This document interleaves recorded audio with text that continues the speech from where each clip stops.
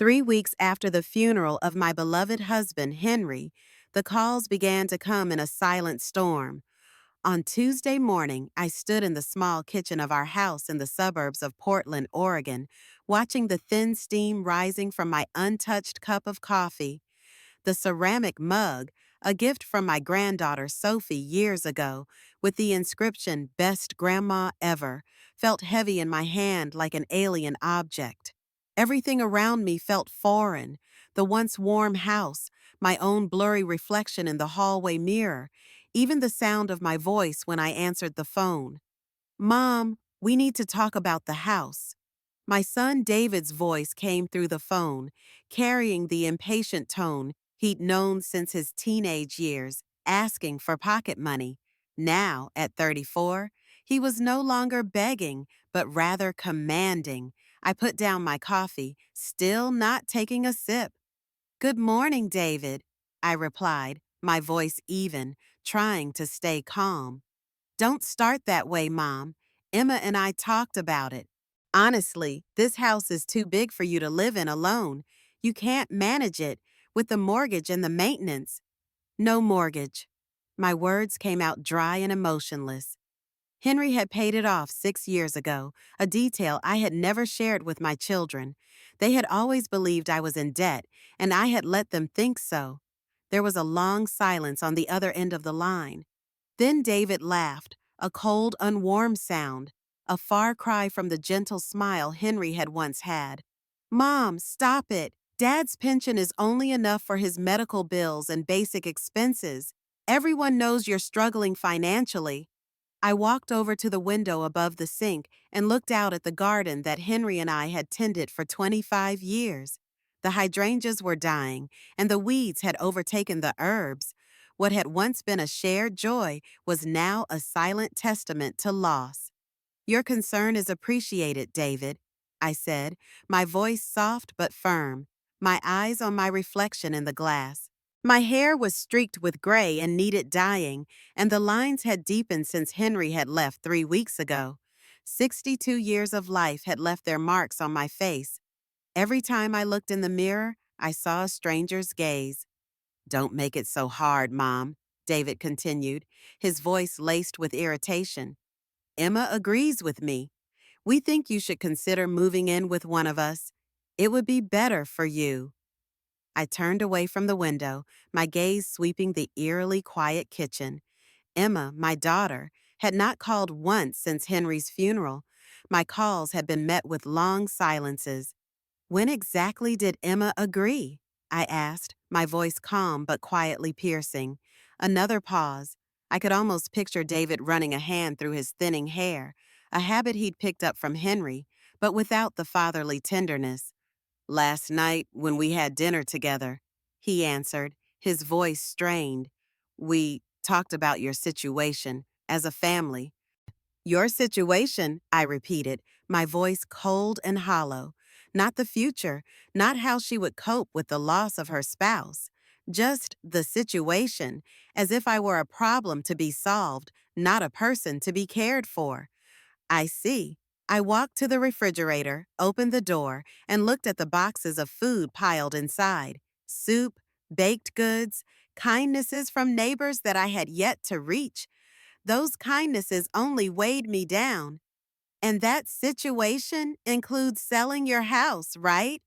I asked, my voice unwavering. David sighed, as if he were the one suffering. "Financially, it makes the most sense. I could also help you and Emma out a little, like with a down payment on the new house, to lighten the load."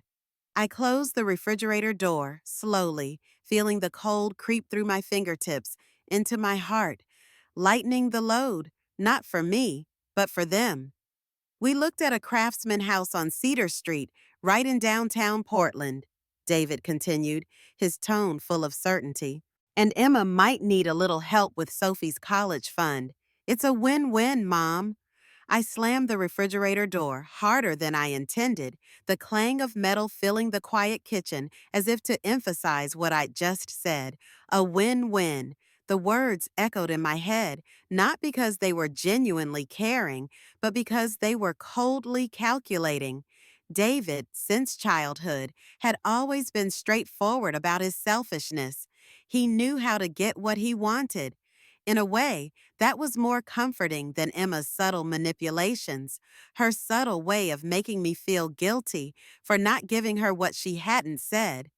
"What have you told Emma about your finances?" I asked, my voice soft, but as sharp as a freshly sharpened knife. "The truth," David said, too quickly to be true, that Dad's pension is barely enough for Mom to get by, that this house is too big for her to manage alone, that she's probably struggling more than she lets on.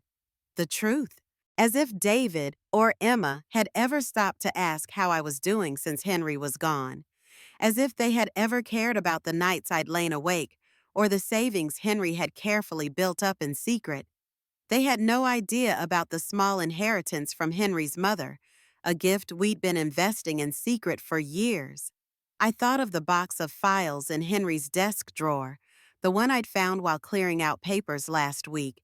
Inside were bank statements, investment portfolios, and the title to a small house in rural Oregon, a surprise gift Henry had left us for our retirement, a place we dreamed of watching the sunset over the hills, far from all the noise and constraints.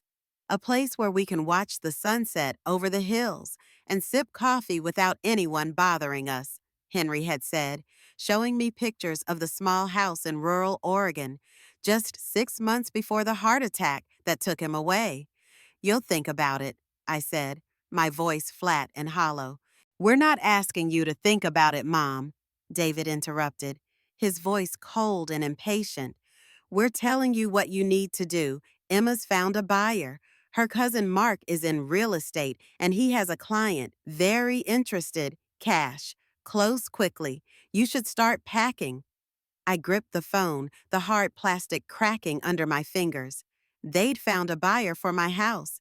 "We're trying to help you," I repeated, my voice flat, trying to hide the undercurrent of emotion that was rising inside me.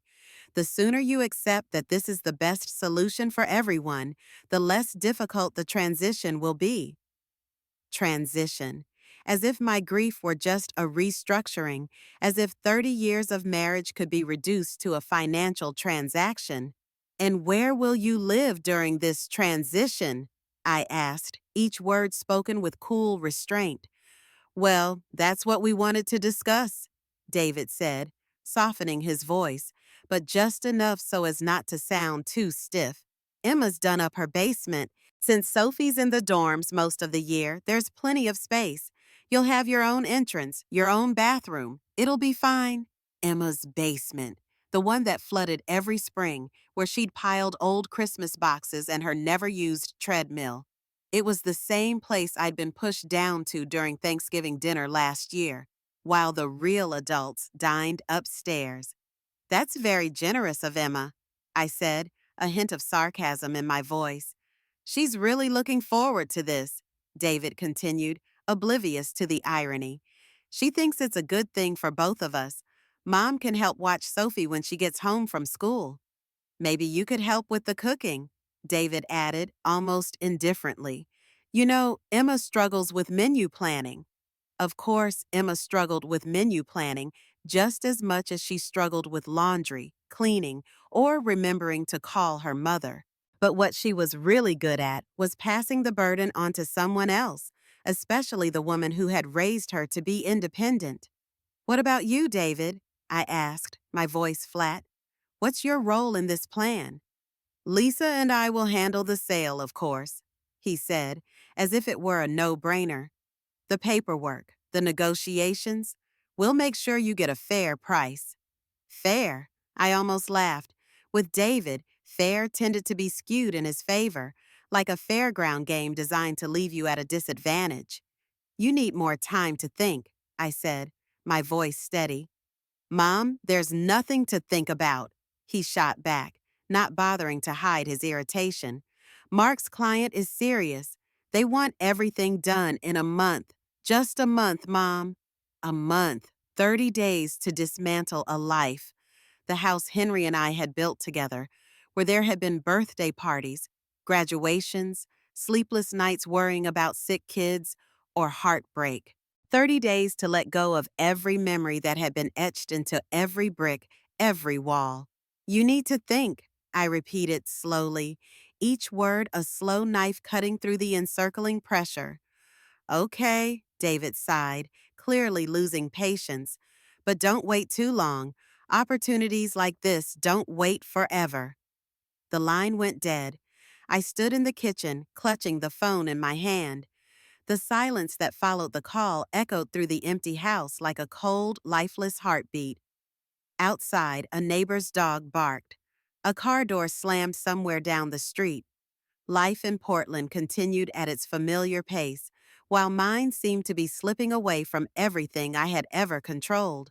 I walked into Henry's office, the room where he'd spent hours each week paying bills and quietly plotting our future for more than 2 decades. The box of files sat quietly in a drawer behind old tax returns and the oak desk we'd bought at a junk auction when David was in high school. I pulled it out carefully, flipping through the files one by one, placing them neatly on the desk. Bank statements appeared, with balances I was sure would have shocked David and Emma. Henry's investment portfolio, carefully managed over the years, had weathered every market fluctuation.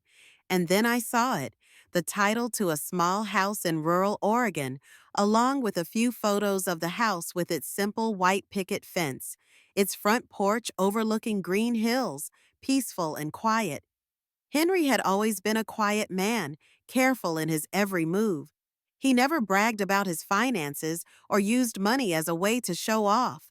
Let the kids think we're struggling, he once said, after David asked for more money. It'll teach them to stand on their own 2 feet. At the time, I thought he was being harsh. But now, as the story unfolds, I see the wisdom in his words. My phone vibrated. The screen lit up with a message from Emma. Mom, David's talking to me about selling the house. I know it's not easy, but it's the best option. Sophie would love to have you around. Sophie is eager to discuss the details, Emma texted back. Sophie, the granddaughter who had spent glorious summers running around our garden in Portland, planting pumpkins with Henry and me, giggling when she accidentally dropped chocolate chip cookies on the tiled kitchen floor. She had called me every week during her freshman year, complaining about homesickness, the pressures of school, seeking refuge in her grandmother, who always listened.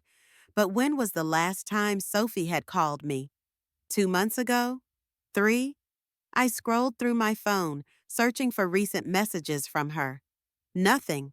A group message from Thanksgiving, thanking her for the gifts. Not a personal word, no questions for me, not a single update about classes or summer plans.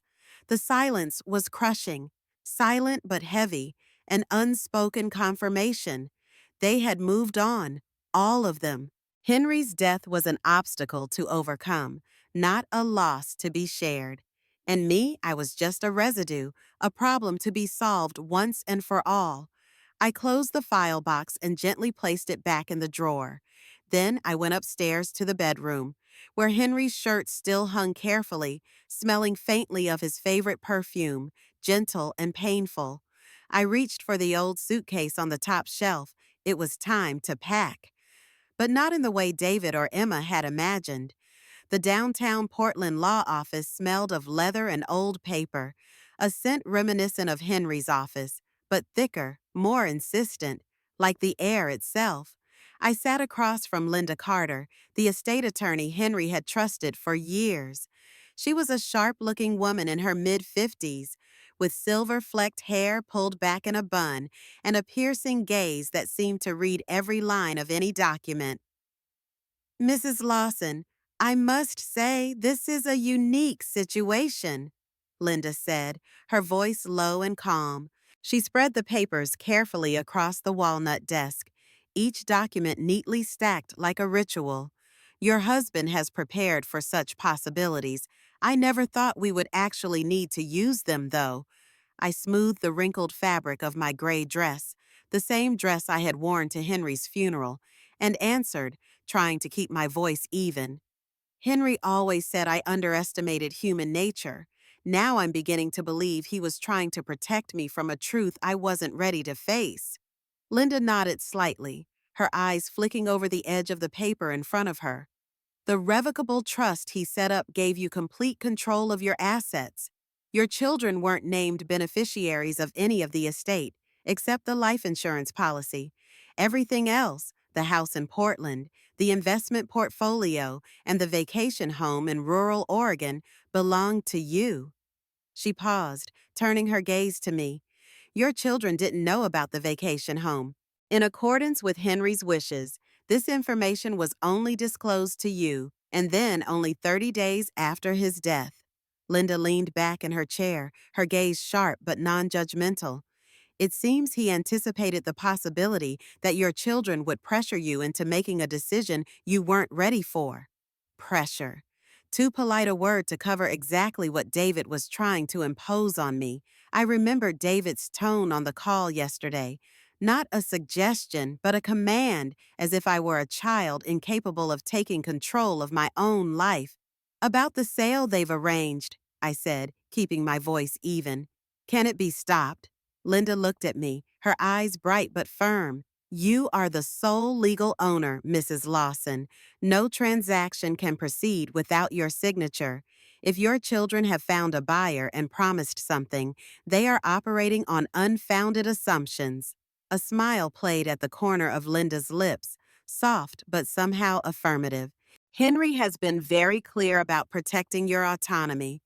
A ripple of relief crept into my chest, dispelling some of the pressure that had built up since David's call. What about that vacation home in rural Oregon? I asked. It's paid for, right? It's yours, Linda said. The property management company Henry worked with is still sending monthly reports. The house is well cared for and ready for you to use whenever you want. Whenever she wanted. How long had it been since someone had talked about what I wanted instead of what I had to do?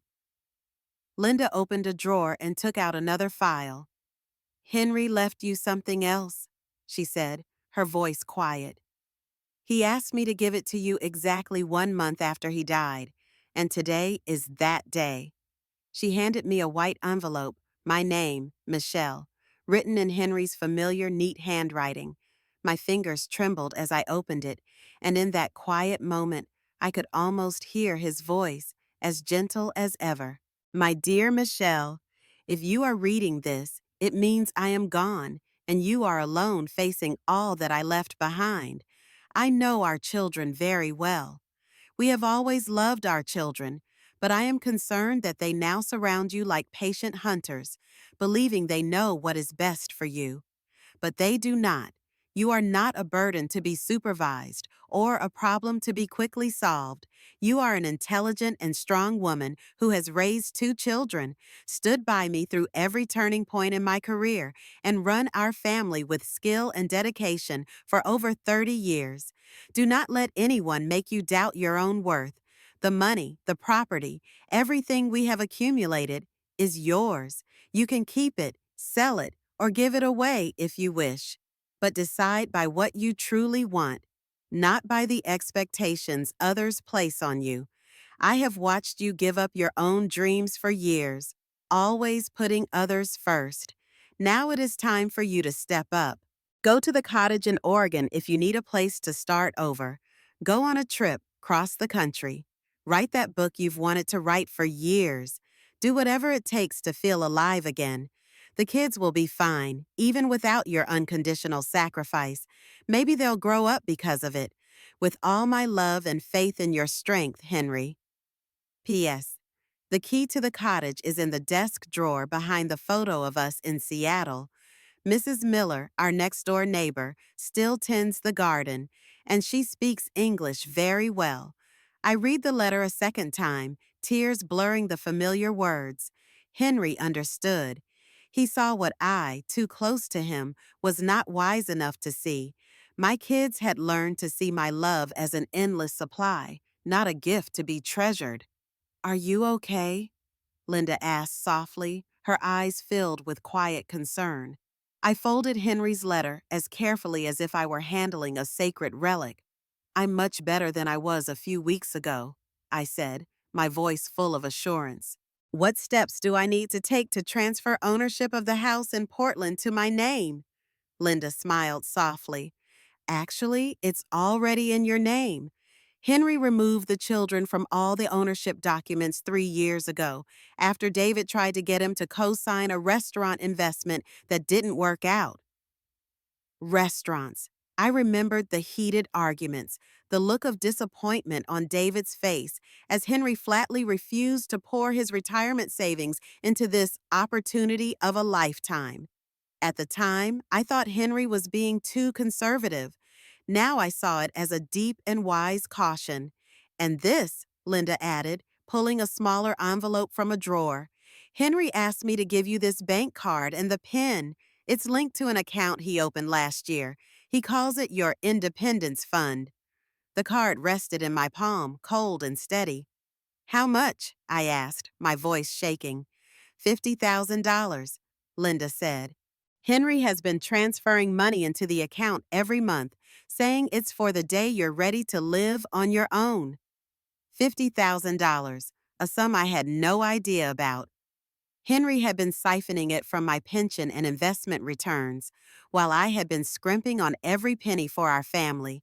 This wasn't just a cushion, it was a door to freedom. I left the law office with a full briefcase and a sense of clarity I hadn't felt since Henry left. The house in Portland was mine. The vacation home in rural Oregon was mine. The investments were mine. And above all, the decision of what to do with those things belongs entirely to me and me alone. The phone rang just as I stepped out of the car and into the driveway of our Portland home. Emma's name flashed on the screen. "Mom, it's so good to finally be able to reach you," Emma said, her voice full of false enthusiasm. "I wanted to talk about the basement renovation. Lisa knows a contractor who can put in a kitchenette for you and even add a separate entrance. That would be great. You'd have your own space." I unlocked the car, but then paused, not getting in. "That's thoughtful," I said, my voice even. "You can worry about the cost," Emma continued. "But David and I thought we could write it off from the sale price. Think of it as an investment in your comfort.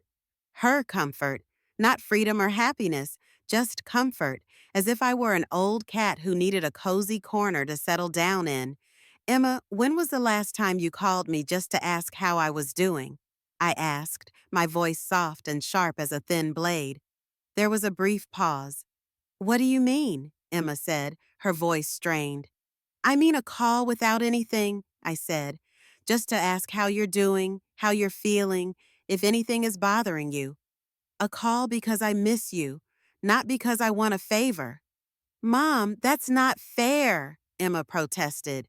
"You know how busy I am with work, and I have Sophie's college expenses to pay for."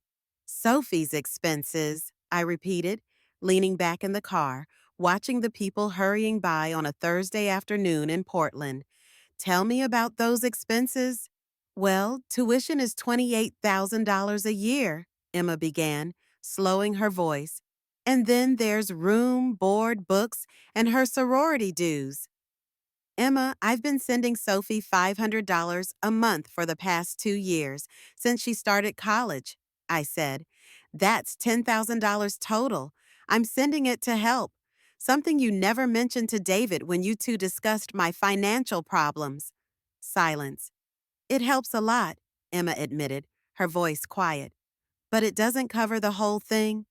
"Did you tell Sophie you were sending money?" I asked. Another pause, longer this time. "She knows I'm helping," Emma said vaguely. "Does she know the exact amount?" I asked. "Does he know it's from my pension, not some college fund his dad left him?" "I don't see why that matters," Emma said, sounding uncertain. I closed my eyes. A chill spread through my stomach. "So he doesn't know.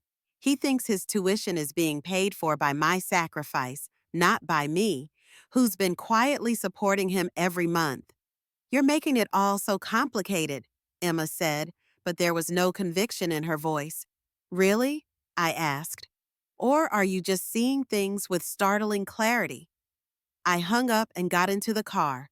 My hands were shaking, not with sadness, but with pure anger, as if I'd just woken up from a long coma. Back at home in Portland, I headed straight for Henry's study, the place where he had spent hours quietly fine-tuning the details of our life together. I found the key just as he had said in his letter, a small brass key attached to a keychain shaped like a rolling Oregon hill. Behind it was a photo I had almost forgotten. Henry and me in Seattle, celebrating our 25th wedding anniversary. We were laughing at a quip from a waterfront vendor. I looked younger in the photo, not just because my skin was less wrinkled or my hair less gray, but because I had a carefree joy, a sense of freedom I had long since lost. My phone buzzed with a text from David. Mom, Mark needs an answer by tomorrow. His client is anxious. Don't screw this up for all of us. For all of us. I deleted the message without replying, then opened my laptop. It took me 20 minutes to get to the property management company's website and another 10 minutes to compose a letter to Susan Miller, my neighbor who had taken care of our vacation home in rural Oregon. Dear Mrs. Miller, I am Michelle Lawson, wife of the late Henry Lawson. I understand you helped take care of our home in rural Oregon. I am planning to return there and possibly stay for a while. Please let me know what to prepare. I sincerely thank you for your dedication to keeping our home safe during this difficult time. Sincerely, Michelle Lawson. Before I could even think, I pressed send. Then I opened the suitcase I had packed the day before and began packing. But first, I walked into David's old room and opened the closet that had been his childhood treasure, a place filled with basketball trophies, faded homework, and the roller skates Henry had given him on his 10th birthday. Everything was neatly packed, clearly labeled, mementos of a bygone era. As I finished packing Emma's old room, the phone rang, an unfamiliar number from Oregon. Mrs. Lawson, this is Susan Miller, the deep voice said, carrying a gentle West Country accent. I just got your email. I'm so sorry for your loss. Henry talked about you a lot. Thank you, Mrs. Miller, I said, choking up at her sincerity. I hope I'm not disturbing you, but I'm planning on heading out soon. No problem, she said softly. The house is ready. I stop by every week to check on it, and the garden is beautiful. Henry will be so happy to know you're coming back. When are you coming? I looked around Emma's room, where boxes of memories were neatly stacked, things from children who had begun to see me as an obstacle in their path. Next week, I said. I want to come next week. The moving truck arrived at 7 a.m. sharp, just as David's car pulled into the driveway of his suburban Portland home. Through my bedroom window, I watched my son get out of the car, his face etched with a familiar scowl, an expression that had made me flinch and recoil in the past. He was wearing a navy suit, the same one Lisa had picked out for an important interview, and clutching a thick stack of documents stuffed into a beige briefcase. The house sale paperwork, no doubt. The timing couldn't have been better. The movers worked quickly and professionally, just as scheduled. I'd hired them to move the boxes I'd carefully packed, filled with things from David and Emma's old room and a few pieces of furniture the kids had said they'd want to keep someday. Henry's old canvas armchair, my grandmother's walnut dining table, and the guitar Emma had begged for but had forgotten after the first few lessons. Where are these going, ma'am? Asked the man leading the movers, his name Carter, a happy coincidence that made me smile, since it reminded me of Henry's sense of humor. He held a clipboard, his eyes expectant. First delivery to 247 Cedar Street, I said, handing over David's address. Second delivery to 892 Pine Avenue. Ring the bell and say it's a gift from Michelle Lawson. Things they'll want to keep. Carter nodded professionally, but I didn't miss the brief smile that played across his lips. Perhaps his 2 decades in the business had made him accustomed to family drama like this. David's frantic knocking suddenly interrupted my thoughts. I opened the door. In the blue dress Henry had said flattered my eyes, my hair cut just that morning. Not the fragile, easygoing widow David thought he was. "Mom, what the hell is going on here?" David almost shouted. "Why is there a moving truck in front of your house?" "Good morning, David," I said, my voice calm. "Mom's moving." He stormed down the hall, his eyes darting over the boxes labeled with his name. "These are my things, my baby stuff. Why did you pack them yourself?" "I thought you'd want to keep them," I said, my eyes never leaving his flushed face. "Memories are precious, don't you think?" David's face was red, the color spreading from his collar to his ears, the same expression he had when he'd been caught lying as a teenager. "Mom, we need to talk. Mark's client is ready to make an offer. We need you to sign today." I closed the door and leaned against it, watching David as he paced the hallway like a cornered animal. "David, sit down," I said, my voice calm but unafraid of protest. "I don't want to sit down," he snapped, exasperated.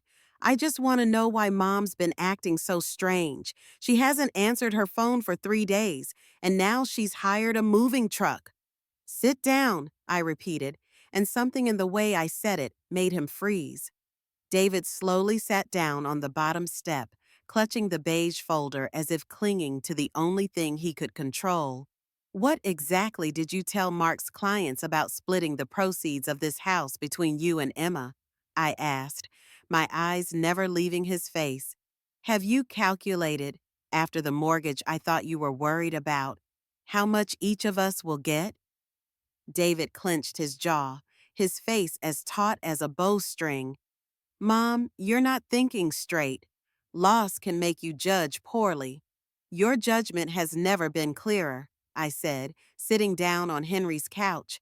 The movers were about to deliver it to David's house, whether he agreed or not.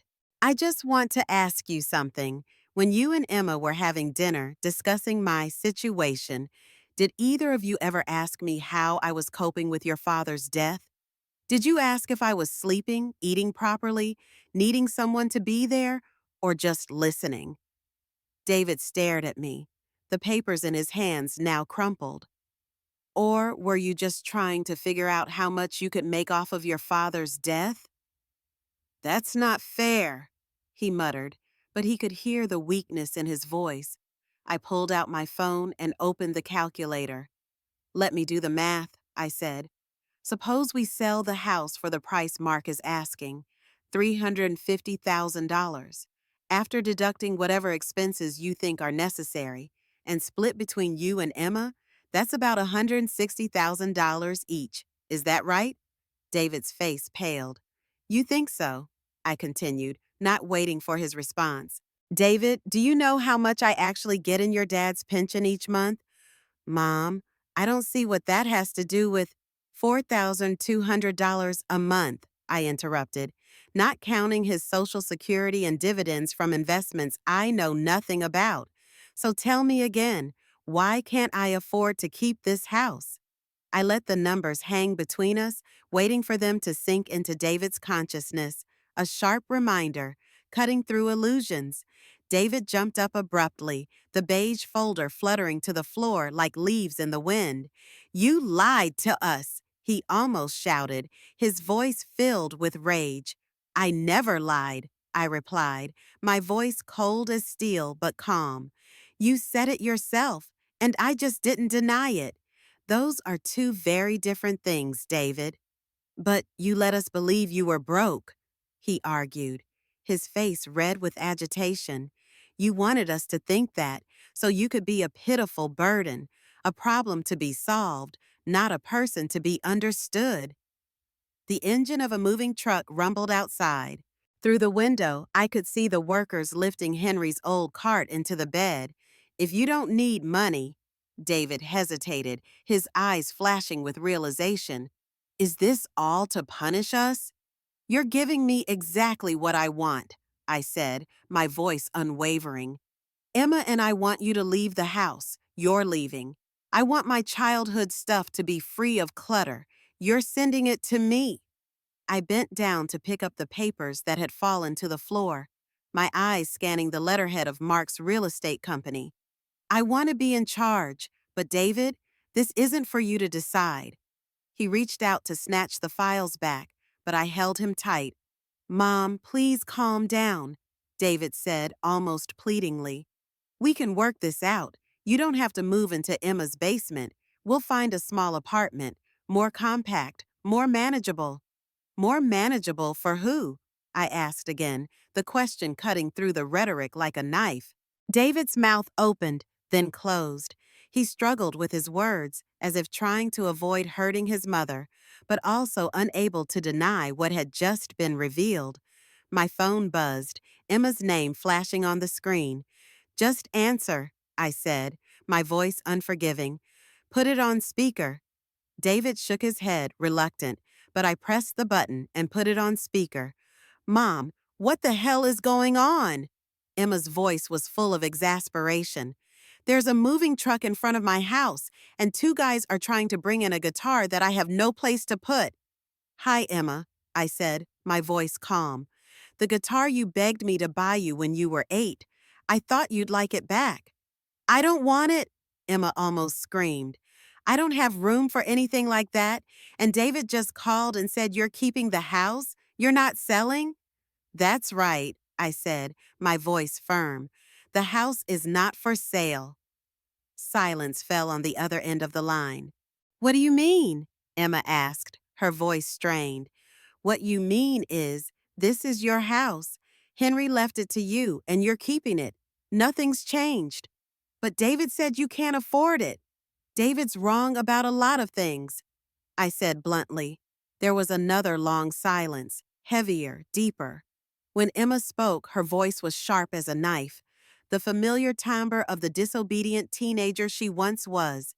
Mom, I don't know what game you're playing at, but we're counting on the money from the sale of the house. I promised Sophie she could have my old room when you moved in. Sophie, I repeated, my eyes never leaving David, whose face had turned pale. Tell me, Emma, when was the last time Sophie called you?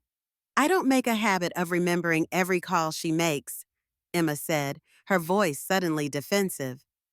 The last time was November 10th, Thanksgiving, I said, walking to the window and watching the handyman load Henry's armchair onto the truck. She just asked if she could send money for spring break. No questions about her health, no mention of Grandpa, just money. Mom, Sophie's in college, Emma interrupted. At that age, kids only think about themselves. Really? I asked, my voice cutting. Or have I taught her that you exist only to provide money without any emotional connection? You're twisting the truth, Emma protested, but her voice was softer, weaker. Emma, how much money do you think I've sent Sophie in the last 2 years? No response. $10,000, I said, my voice steady. $500 a month, deposited directly into her account, an amount you never mentioned to David when you complained about my financial struggles. Money that Sophie thought was a sacrifice from you, not from me. David stared at me, his lips parted, stunned. I send money to Sophie every month, I continued, my voice softening, because I love her and I want her to have a chance to succeed. I turned away from the window facing David, who was silent, and Emma's voice echoed through the speaker. Love is not invisible, I said, my voice calm but sharp. Caring should not be a secret. Since when in this family has what you do been considered valuable only when you are silent and hidden? Emma's voice rose, quieter, with a slight tremor. Mom, we never thought of it that way. But that's how you live, I interrupted, my voice low but firm. You want my money but not my presence. You want my obedience but no say. You want to take advantage of everything I have without worrying about what I think or feel. I pressed the end button, then looked straight at David. The moving truck will be here in 30 minutes. I think you should start making room for your childhood stuff. Mom, please, David almost pleaded. We can make things right. We can do something that The words made me pause, not with hesitation, but because they revealed David's unspoken desire, some way to keep his mother's fortune without understanding, without really caring. We could have dinner together as a family, he suggested, his voice softening. Just tell us what you really want. What do you really want? I repeated, and then laughed. A short, relieved laugh so unfamiliar that it surprised even me. I want to spend the rest of my life with people who see me as a person, not a walking wallet. I want to wake up in the morning without wondering who's going to call me for money. I want to be remembered for my love, not my bank account. The truck engine in the yard roared again, a final rumble. David jumped to his feet, papers scattering at his feet. "Where are you going?" he asked, his voice laced with barely concealed panic. I smiled, my first smile in a long time, and it came softly, like a forgiveness to myself. "To a safe place." David bent down to pick up the papers, his movements hasty, almost desperate. "You can't just disappear like that, no matter what. We're still your family, right?" He raised his head, and for a brief moment, I saw the image of the boy who'd run to hug his mother when he had a nightmare, needed a Band-Aid for his scraped knee, and a fairy tale to get him through the night. But then he straightened, and the image was gone. "When will you be back?" His voice was hoarse and broken. I opened the front door, letting the early Portland sunlight flood the hallway, and the sound of a truck rolling out in the yard. "I'll let you know." The drive from Portland to rural Oregon was a 4-hour drive, winding through rustling pine forests and rolling green hills. I sat by the window, Henry's usual spot, watching the scenery roll by in a symphony of serenity. A middle-aged man, presumably the driver, tried to strike up a conversation as I climbed aboard, offering a gentle smile and a simple question about my itinerary. But my expression, cold, closed, must have told him I wasn't looking for small talk or casual intimacy. I was enjoying a luxury I'd long lost: silence. The phone remained silent, off since yesterday. 3 days after David left, my phone had been blowing up with calls. David, Emma, and Lisa, who had never called me personally in 5 years of marriage, suddenly appeared on the screen. The voicemail messages started out apologetic, then quickly turned desperate. "Mom, I think we've misunderstood each other," David said. "Michelle, it's Lisa. David's really struggling and we need to talk," she added. "Mom, Sophie keeps asking about money, and I don't know what to say," Emma sighed.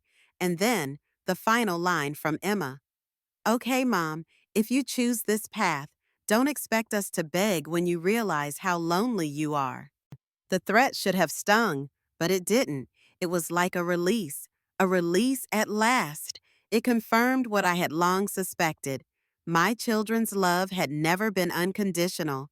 I turned to look out the window at the rolling Oregon hills, and for the first time in weeks, I felt strangely light, as if I had just lifted a silent burden that had been weighing on my heart for too long. I turned off my phone that night and had left it there since I left Portland.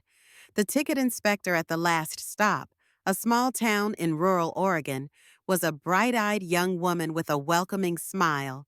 She examined my ticket quickly and said softly, "Welcome to Oregon Hill, Mrs. Lawson." It was the first time in months that I had received a genuine smile from a young person. Susan Miller, the property manager, was waiting for me at the bus stop as we had emailed her. She was a petite woman in her 60s, with silver hair pulled back in a bun and kind eyes. She held a small sign with my name written in neat handwriting. "Mrs. Lawson, nice to meet you," she said, and then she suddenly opened her arms to hug me as if we were old friends. I was a little confused, but I hugged back, a surprisingly natural gesture. "How was the trip? Are you tired? Are you hungry? The house is ready. I packed some snacks, something simple to last you until you get used to the market." Susan's voice was soft, with a Western Oregon drawl. As we walked toward her old pickup, she talked animatedly about the weather, the neighbors, the garden around Henry's house. Henry was always so proud of this house, she said as the truck wound through the narrow, winding valley roads. He used to show me pictures. My Michelle would love this kitchen, he'd say. She would make it a living space. I pursed my lips, not daring to speak. Henry had spoken of me in this place, a place I had never been, with a woman I had never met. He had painted a vision that death had interrupted, but in Susan's words, the dream suddenly seemed as vivid and familiar as if it had never been stolen. As the house came into view, I couldn't help but marvel. It was smaller than the old house in Portland, but perfectly proportioned. Whitewashed woodwork, dark green shutters that let in the soft light of the setting sun across the porch. Wildflowers covered the fence, and apple and pear trees laden with fruit lined the stone walkway leading to the front door. "It's beautiful," I whispered to myself. "Henry picked it," Susan said, handing me the brass key, the one I had found in his desk drawer. "Come in, I'll show you around." Inside, the house is cool and light, with light oak floors and large windows that open onto a back porch with views of rolling green hills. The furnishings are simple but warm: a pale gray sofa, a four-person wooden dining table, and empty bookshelves quietly waiting to be filled with my story. In the cozy kitchen of the cottage, stainless steel pots gleamed on wooden shelves, while granite countertops reflected the sunset streaming through the windows, casting a soft glow over the distant Oregon hills. "I've left some things in the fridge," Susan said as she opened the door. Clean plates, clean glasses, a bottle of local wine, olive oil, fresh baked crusty bread, soft cheeses, and some fresh fruit. "You can rest tonight. Tomorrow I'll show you around the little town. See what's interesting." I nodded, my throat tightening as I was suddenly touched by the simple kindness of a stranger who owed me nothing, yet cared for Henry's unfinished dream as if it were her own. "Susan, I can't thank you enough," I said, my voice low and shaky, as if afraid to break the newly found peace. "No need to thank me," she replied, smiling softly. "We're neighbors now. Neighbors are like family in this part of the world." She placed her hand on the back of mine, warm and steady, and pointed through the window to a small house not far away. "I live right there, about 50 yards away. If you need anything, just call me. Henry made me promise to look after you." When Susan left, I stood in the quiet kitchen and felt a feeling I hadn't felt in months: serenity. I began to unpack slowly, hanging my clothes carefully in the closet. In the bedroom, I placed Henry's picture on the bedside table, his gaze still as loving as ever, and packed my personal belongings into the bright bathroom, with its antique porcelain sink and windows overlooking the green hills. Each gesture was a statement. This was my space, my choice, something I had never felt when packing for David or Emma. As dusk settled into the final stretch of the day, I poured myself a glass of wine that Susan had left behind and stepped out onto the front porch. Before me, rolling hills stretched out, glowing in the golden oranges of late afternoon. In the distance, the rolling meadows whispered sweetly, while a gentle breeze rustled through the tall pines in time with my heartbeat, a gentle lullaby of rebirth. The phone, long forgotten in my purse, suddenly rang, breaking the silence of the afternoon. I intended to ignore it as I had for the past 4 days, avoiding all contact, all hurtful words. But an urge made me glance at the screen. It was Sophie, my niece, the first call since Thanksgiving. I picked up on the fourth ring. "Grandma, oh my gosh, I finally got you." Sophie's voice rang out, urgent and strained. It was no longer the childish, squeaky voice I was used to, now firm, tight, and grown up. "Where is Grandma? Mom said she had a fight with Mom and Uncle David, then disappeared, and she said she was selling the house, but I found out there was no sale." Sophie, calm down, I said, my voice light as the wind, and sat down on an old wooden chair on the porch of the cottage, the sunset casting gold over the distant hills. I can't calm down. Sophie almost burst into tears. I'm so angry. Do you know what I just found out? Do you know what my mother said to me yesterday? What did your mother say? I asked, my eyes still fixed on the quiet orange that was slowly fading on the horizon. You said you sent me money for college, $500 a month for 2 years. Sophie choked. You said it like it was a huge burden you were silently bearing to protect me. But Grandma, why didn't you tell me the truth? Why didn't I know it was you who sent it? Sophie's voice cut deep, like a knife into my mind, cold, sharp, and painful. My mother thought it would be better, I replied, trying to keep my cool, as if that would shield us both from the hurt that was spreading. Better for who? Sophie snapped, her voice shaking with anger and tears. For Mom, so she can take credit for my school fees. For David, so he can play the victim, pretending she was so broke she had to sell the house.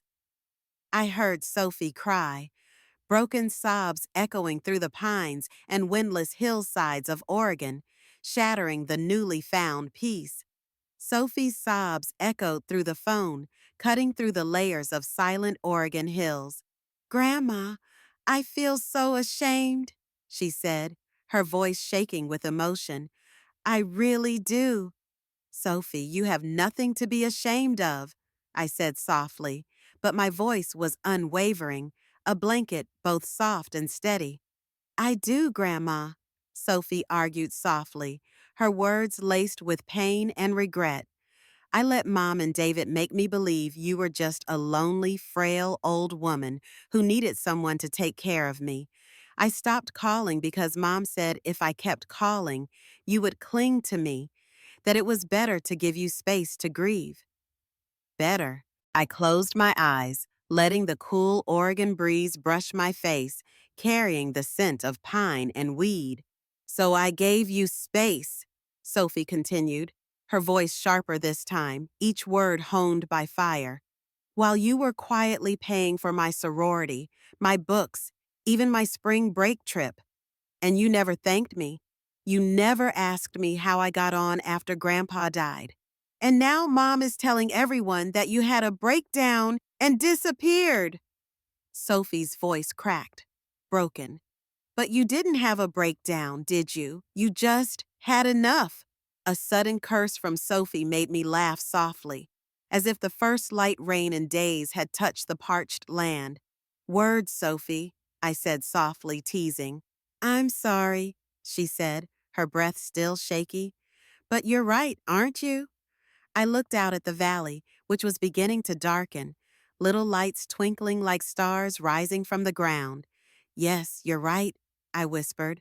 Where are you? Sophie asked, her voice still tinged with confusion, but somehow clearer. In Oregon Hill, I said, in the vacation home my grandfather bought with the dream of us retiring together. You're sitting on the porch now, looking at the hills. There was a pause, and then Sophie whispered, Isn't it beautiful, Grandma? It's the most beautiful place I've ever seen, I said, as sincere as a prayer. Grandma, I need to say something, Sophie began. I need to apologize.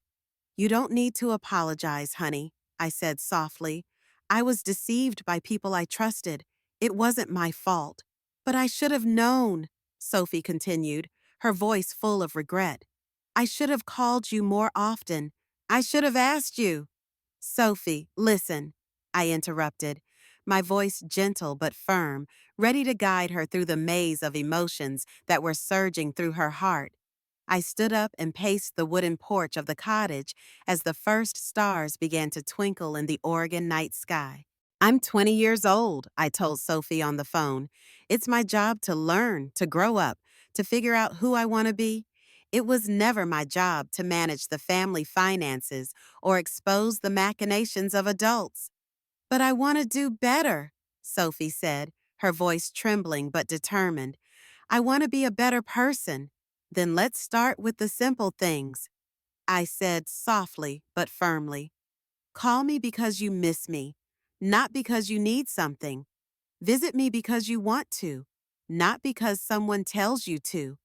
Love me because I'm your grandmother, not because I pay for school or pay the bills.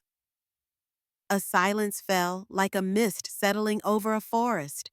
Then Sophie said, Grandma, can I come visit you in Oregon?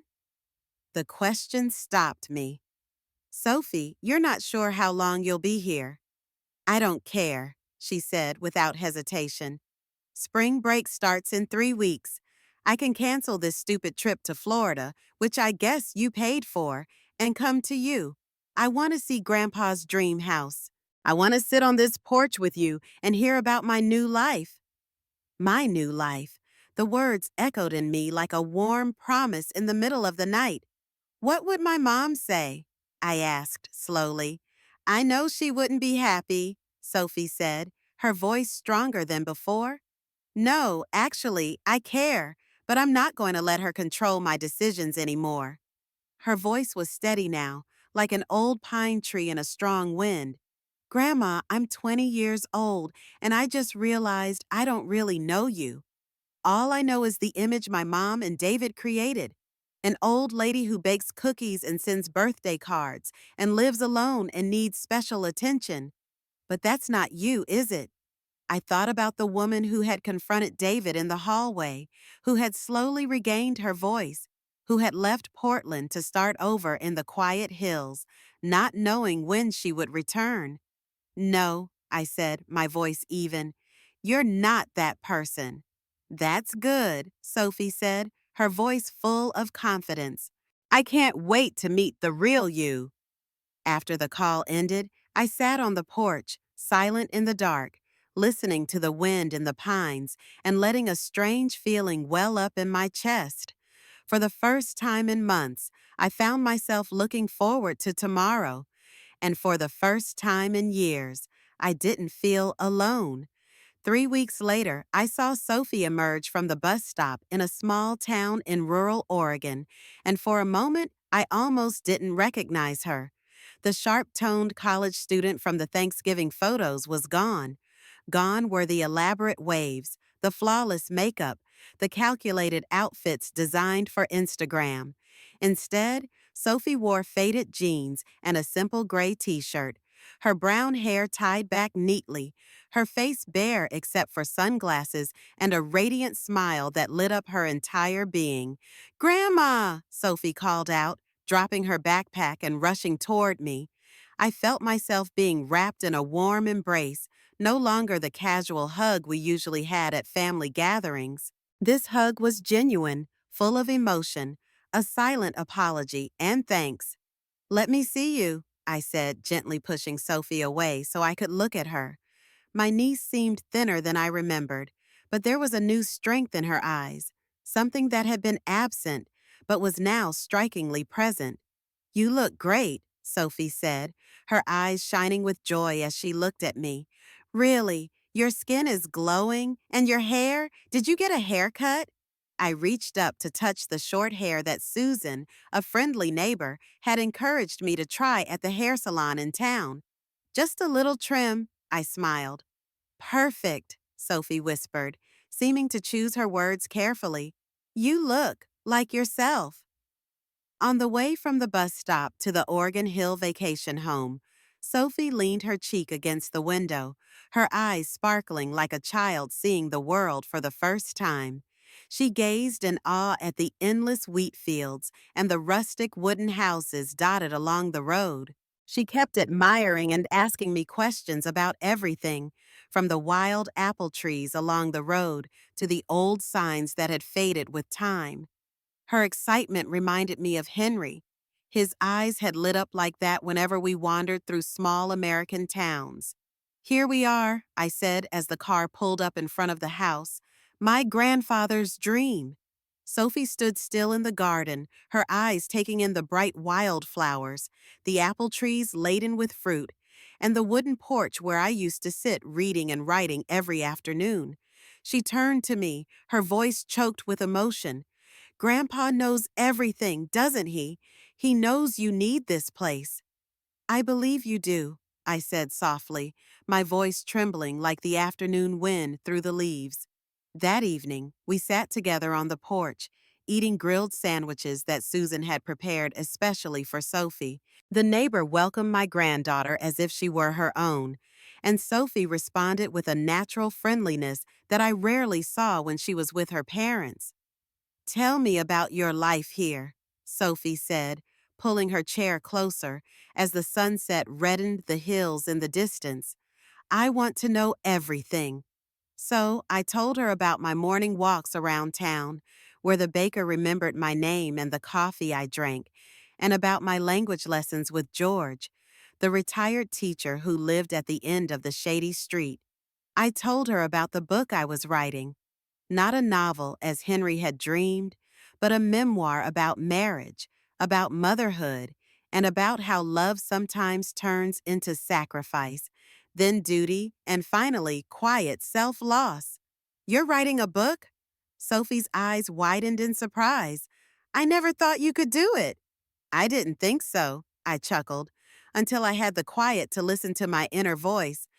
Sophie was silent for a long moment, then said softly, Mom called me last night. She hesitated, her hands clasped as if to block the flow of emotion. Mom told me not to come. She said she was having a breakdown, that seeing me would make things worse.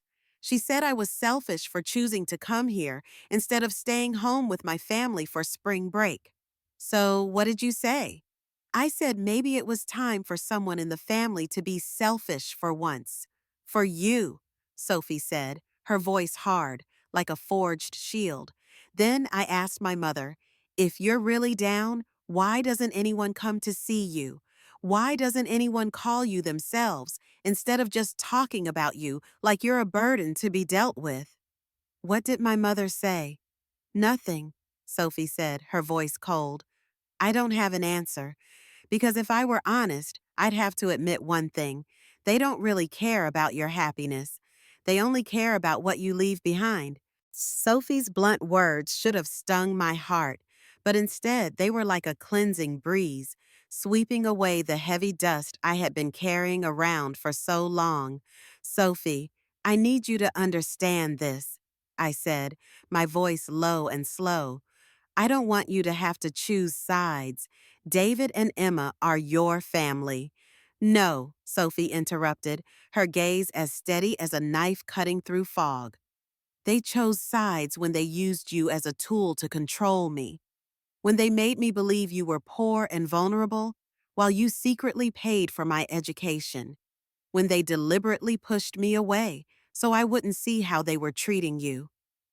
She leaned toward me, her eyes burning. Grandma, I've been thinking a lot these past few weeks, and I've realized something. They didn't just hide the money, they hid who you really were. What do you mean? I asked, my heart aching slightly at what I sensed, but never said out loud. They made me believe you were a frail, vulnerable old woman who needed to be protected from strong emotions or any change. They said too much calling would make you dependent. They told me to give you space to grieve, but that's not protection, is it? That's control. I looked at my granddaughter, amazed by her shrewdness beyond her years. Sophie, they wanted to isolate you so you would have to accept what they had planned. And they wanted me to stay away, so I wouldn't see it. Sophie clenched her fists, her knuckles white in the dim light of the porch. You know what the worst part was? It almost worked. I almost became busy enough, sensible enough to not see you were lonely. But I didn't, I said softly, my voice as warm as the smoldering fire in the fireplace. I saw the truth. If you hadn't walked away, if you hadn't left them all, they wouldn't have revealed themselves, and I could have lived my whole life and never known who you were. Sophie shook her head, her eyes still shining but tinged with regret. We both fell silent. We sat there without another word, listening to the whisper of the wind and watching the stars slowly light up the Oregon night sky. Finally, Sophie broke the silence with a question that made my heart stop. Grandma, can I stay here longer than a week? I was so surprised that it took me a breath to answer. What about school? I asked, my voice soft but not without concern. I talked to the professors before I came, Sophie said, her voice calm. I can finish the rest of the semester remotely, writing papers, taking tests online. I'm just not ready to go back. I want to stay, really live with you, not just for quick holidays or quick phone calls. Sophie, I said softly, looking into her eyes that held the same unwavering gaze as Henry had. School will still be there when you come back, but this moment, this time with you, may not come back. Sophie nodded, her eyes shining with a light I had never seen before, the light of free choice. Grandma, I'm 20 years old, and I just realized I've never really talked to you. All my life, you've remembered my birthdays, sent me presents, shown up to gatherings with trays of homemade cookies, but I don't know what makes you laugh, what your dreams were, or what your life was like before you became my grandma. You really want to know all that? I asked, smiling, both touched and relieved. I want to know everything, Sophie said, her eyes sparkling with excitement. The next morning, Sophie and I walked around the small town of Oregon Hill, my daily routine. She quickly settled into life here, awkwardly learning a few local greetings to start a conversation with the baker, pruning the garden with Susan, and listening quietly as Mr. George, the old teacher down the street, described his days teaching history at the high school.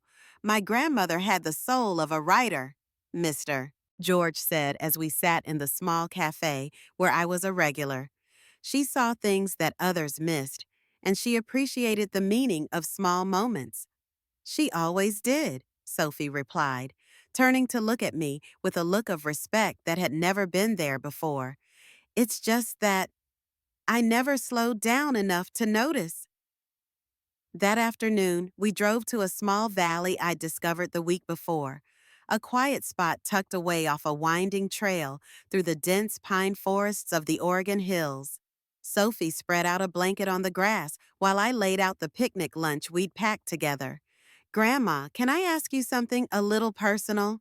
Sophie asked, looking up from her bag of groceries. Of course, I said, smiling as I set down my sandwich. Do you think you'll ever come back to Portland? It was a question I'd avoided, even in my loneliest moments. I'm not sure, I said, my voice low. But you can stay here permanently, legally. Henry has everything arranged, from residency to health insurance. Everything you need is taken care of. I handed Sophie a cookie and sat down next to her on the soft blanket. Why do you ask? Because I think you should stay, Sophie said, her voice so firm it took me by surprise. You should let Mom and David handle themselves. You don't have to keep bearing the consequences of their mistakes or looking for their approval. She took a bite of her sandwich, chewing slowly, her eyes weighing each layer of emotion. And I've thought about transferring here.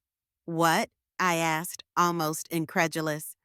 There are American university programs in Portland, even around the Oregon Hill area, she explained.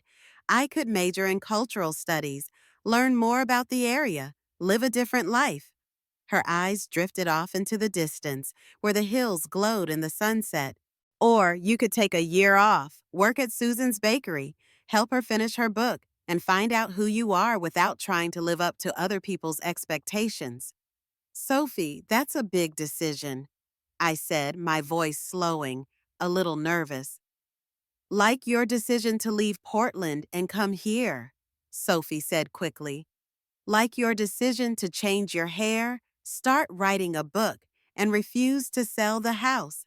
She turned to me, her eyes direct, no longer childlike. Grandma, my whole life I've done what other people expected of me, what my mom expected of me, what my teachers expected of me, what my friends thought was right. But this time, I want to make my own choices. But sitting here with you, Sophie continued, her voice firm, it's like everything is becoming clear to me for the first time in my life. What do you see? I asked, my eyes fixed on her face in the soft light of the Oregon sunset. I see that you're not the weak person my mother and Uncle David made you out to be. In fact, you're probably the strongest person I've ever known. Sophie's voice was slow but firm, and I've realized something too. I don't want to be the person who leaves the people I love just because it's easy. I want to be the person who chooses love, chooses the truth, even when it takes courage. Sophie, I said, my voice careful. Your mother wouldn't forgive me if she sent you down a different path. This isn't a wrong turn, Sophie said, squeezing my hand, a warm, firm grip. This is my path back to myself. Grandma, I've been drifting through college, living up to expectations. But now I'm awake, and I want to use this time of sobriety to show people who I am, not an expectation to live up to. That evening, we called the university, arranging for Sophie to take a semester off. Then we contacted Susan about a baking apprenticeship at her shop. And as the afternoon sun fell, reddening the hillsides, the wind rustling through the pines a soundtrack to change, Sophie called her mother. "Mom, it's Sophie," she began. "I'm staying in Oregon for a while. No, I'm not depressed. On the contrary, I'm finding myself. I know you'll be angry, but I'm 20 years old, and I can choose how I live my life. Actually, Mom, it's because I'm an adult that I made this decision. I chose to stay with Grandma, the only person in my family who ever saw me as a person, not an achievement." Sophie hung up and folded the phone. "Do you regret it?" I asked, looking at her fondly. Sophie smiled, a smile that reflected the calm she inherited from Henry. "Just one thing, that it took me 20 years to figure out where I belonged." We sat together on the porch, looking up at the stars that twinkled in the Oregon night sky. And I knew my story of loss had become a story of rebirth. I no longer had the illusion of a family that required me to sacrifice myself, but instead found a family that appreciated me for who I was. For the first time since Henry left, I wasn't just existing, I was living, and living fully.